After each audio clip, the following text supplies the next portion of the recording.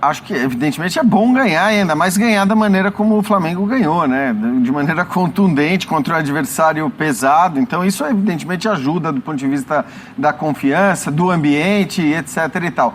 Eu só não sou muito daqueles que muda de acordo com os resultados, que vai mudando a opinião a respeito do confronto do dia 27.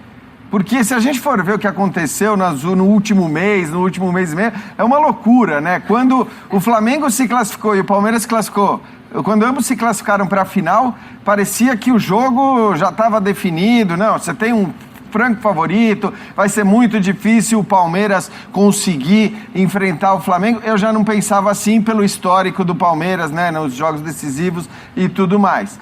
Mas também não pensava, depois da sequência negativa do Flamengo, que aquele eventual favoritismo do Flamengo tivesse desaparecido por completo, sabendo que o Flamengo deve estar no dia 27, se não completo, com um time muito próximo da sua equipe completa, que é forte de qualquer maneira, que é um time que não perdoa os erros dos adversários, que é um time tecnicamente muito capaz, né? Embora eu não considere o Renato um estrategista capaz de olhar muito para o adversário e montar o time de acordo com o adversário, eu acho que o Flamengo, por ter a qualidade técnica que tem, às vezes ele pode se dar o luxo de olhar menos para o adversário do que outros times fazem no Campeonato Brasileiro, né? E não só. O próprio Palmeiras, mesmo tendo um time muito bom, acho que o técnico faz muito isso. Então, para mim, o que não vai mudar muito em relação ao dia 27 é me basear nos jogos do Campeonato Brasileiro para dizer, agora esse aqui está muito forte. Esse aqui está muito fraco.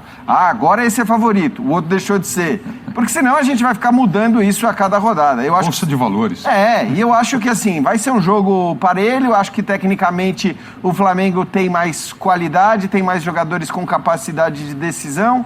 Acho que o Palmeiras tem um técnico com mais capacidade de olhar para o adversário e de repente gerar uma coisa nova ali, uma surpresa e tudo mais. Então, é um jogo que independentemente do que aconteça nessas próximas rodadas do Brasileiro, é um jogo, acho que tem tudo para ser muito emocionante, que tem tudo para ser disputado. É claro que você sempre pode ter até uma surpresa de uma goleada para um lado ou para o outro, mas isso aí seria, acho que, consequência do decorrer da partida. Não é o normal que a gente imagine isso para um confronto como esse do dia 27, mas que ajuda na confiança e evidentemente ajuda. Se a gente fosse atrás disso, os dois iam chegar no dia 27 com técnicos mudados. Porque no começo se falou até, se colocou em dúvida, é um absurdo, mas se colocou em dúvida o trabalho do Abel e mais recentemente o do Renato no Maracanã, principalmente a partir daquele Fla-Flu. O que eu não vejo é muita novidade nesse Flamengo, sinceramente. Para mim continua sendo um time que quando se paga na frente é uma beleza. E quando não se paga, a gente começa a olhar que ele funciona como time até de uma maneira inferior à do Palmeiras.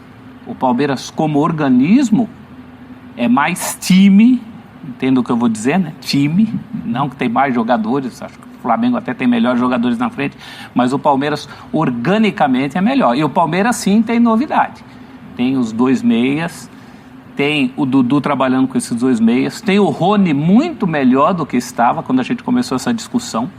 O Rony era uma carta fora do baralho, então acho que o Palmeiras trouxe novidades. O Flamengo aposta muito na volta daquele time inteiro, que inclusive motiva outra discussão, né? Porque para jogar aquele time dos sonhos inteiro, aí não tem Michael.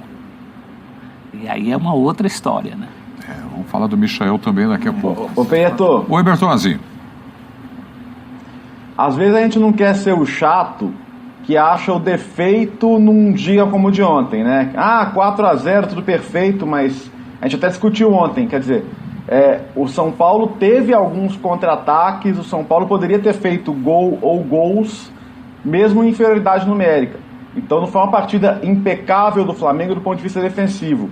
E isso transportado para uma final do dia 27, para você ganhar um jogo desse tem que ser o erro 0 ou perto de 0. Então eu acho que são coisas que, se o Renato estiver atento na hora de rever o jogo, ele for conferir e falar, peraí, beleza, arrebentamos, mas tem algumas coisas no aspecto defensivo que não podem se repetir. Esse é um ponto. O Flamengo, por como ele está desenhado para ser, ele nunca vai ser um time impecável defensivamente, tá? Porque ele vai ser um time que gera espaços, que dá contra-ataques, isso faz parte. Isso normalmente, na maioria das vezes, se paga.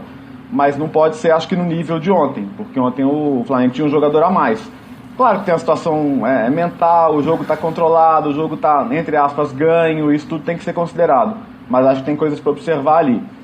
De resto, eu estou muito de acordo com o Jean, assim, o potencial do Flamengo e de qualquer time não pode ser medido de acordo com o último jogo, ele tem que ser medido de acordo com a soma das peças e o potencial que aquilo representa, ou seja, o teto. O teto do Flamengo é muito alto, talvez seja o mais alto ainda do futebol brasileiro, né? Só que se você vai estar nesse teto no dia 27 ou não vai estar, isso é impossível a gente estar aqui e prever agora. Por isso mesmo, a gente fica nessa gangorra de agora jogou mal, vai perder, agora jogou bem pra caramba, vai ganhar.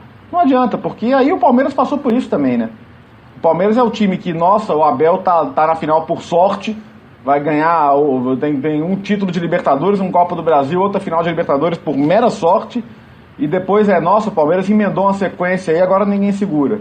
Então essa loucura que é ficar nesse intervalo grande entre uma semifinal e uma final, faz com que a bipolaridade impere, né? E não dá para ser bipolar nessa hora.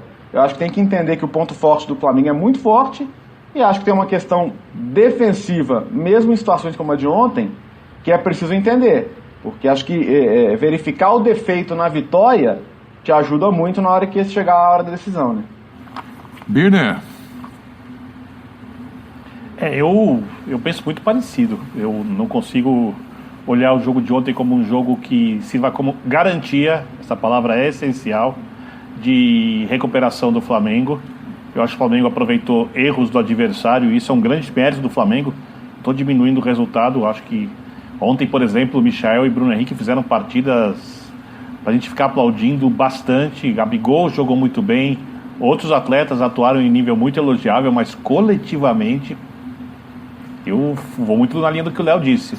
O São Paulo, mesmo com 10 jogadores, achou contra-ataque, tinha espaço para contra-atacar, conseguiu fazer transição de bola à frente algumas vezes. É que ali, repito, atuações individuais, inclusive do Davi Luiz e de outros jogadores da defesa, conseguiram resolver algumas lacunas coletivas da equipe. E eu não acredito que esse time coletivamente vai evoluir de agora até a decisão da Libertadores.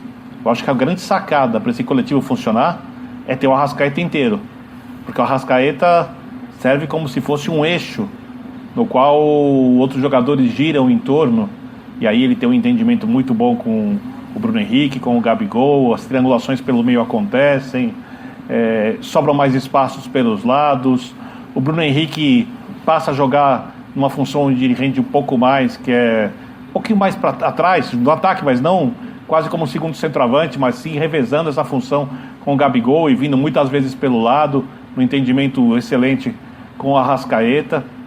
Por isso, já respondendo a pergunta do professor Celso Zelt, individualmente o Michel não merece sair da equipe do Flamengo. É óbvio que ele merece uma vaga no time titular, mas o encaixe coletivo que a Arrascaeta oferece praticamente impede o técnico de fazer essa mudança, a não ser que ele queira alterar a característica da equipe, tirar o Everton Ribeiro, que é um jogador completamente diferente do Michael. Primeiro que você vai jogar o Michael para o outro lado. Segundo que o Everton Ribeiro vai acompanhar bastante o lateral, o Michael pode fazer isso, mas tende a fazer sempre a jogada para dentro. É muito mais um construtor, um cara do passe que um cara do drible, e como é o Michael.